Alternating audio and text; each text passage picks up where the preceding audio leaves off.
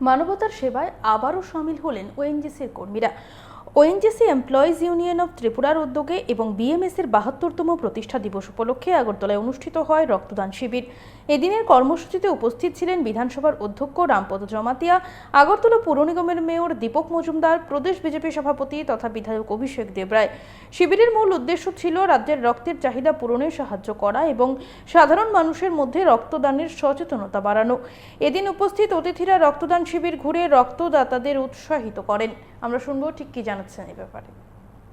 খুব ভালো উদ্যোগ এবং ওনাদের মাধ্যমে সারা রাজ্যের বিএমএস এর কাছে একটা বার্তা দিতে চাই যে আমরা যেন ব্লাড ডোনেশন একটা বড় মাত্রায় করা ভালো, পাশাপাশি আমাদের রিকোয়ারমেন্ট অনুযায়ী সব জায়গাতে বিএমএস এর উদ্যোগে আমরা যেন একটা ক্যালেন্ডার তৈরি করি।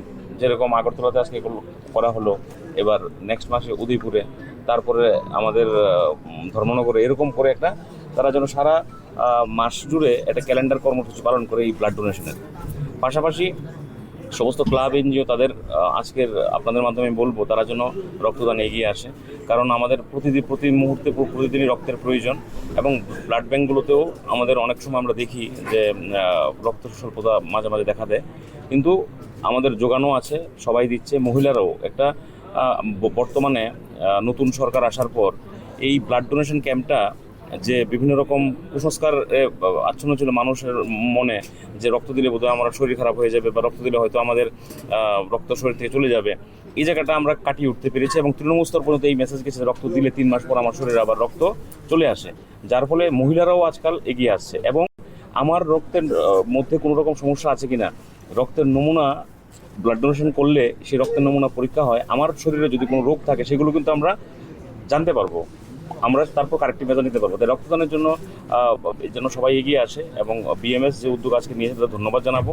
এবং সারা রাজ্যব্যাপী যেন এই ব্লাড ডোনেশনের একটা সিস্টেম তারা চালু করে, একটা ক্যালেন্ডার যেন তৈরি করে আপনাদের মাধ্যমে এই বার্তা থাকে। আজকের যে উদ্যোগটাকে আমরা স্বাগত জানাই এবং আগামী দিনেও যাতে এইভাবে করা হয়। এবং ওএনজিসিতে আমি দীর্ঘদিন ছিলাম, তার জন্য 1984 ফেব্রুয়ারি মাস থেকে আমি ছিলাম এবং 2017 ফেব্রুয়ারি মাসে আমি রিটায়ার্ড হয়েছি।